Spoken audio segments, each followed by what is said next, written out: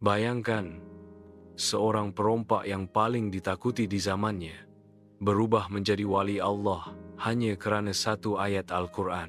Pada suatu malam yang gelap, seorang lelaki bernama Al-Fudhail bin Iyad memanjat dinding sebuah rumah. Bukan untuk beribadah, tetapi untuk mencuri. Namanya cukup digeruni, perompak jalanan. Hidupnya penuh dosa.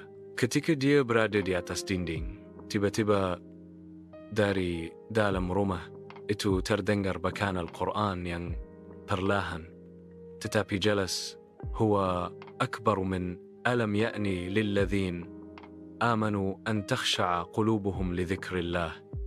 Belum tibakah masanya bagi orang-orang yang beriman untuk tunduk hati mereka mengingati Allah? Al-Fudhail terhenti, tangannya menggigil, dadanya bergetar. Dia berbisik sendirian, "Ya Allah, memang belum. Selama ini aku belum tunduk."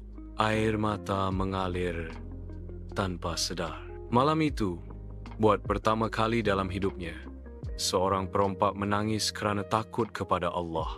Dia turun dari dinding itu, bukan untuk mencuri, tetapi untuk lari daripada dosanya sendiri.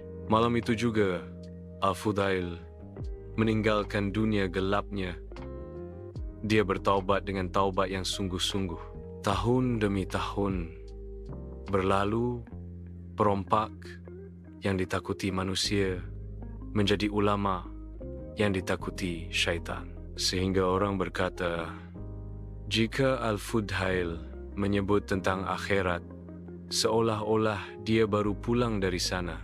Pengajaran dan tauladan. Hidayah boleh datang dalam satu ayat, satu saat, satu detik. Tiada dosa yang terlalu besar untuk diampunkan Allah. Al-Quran bukan sekadar bacaan, ia penampar hati yang lalai. Orang paling gelap masa lalunya boleh menjadi paling bercahaya akhirnya.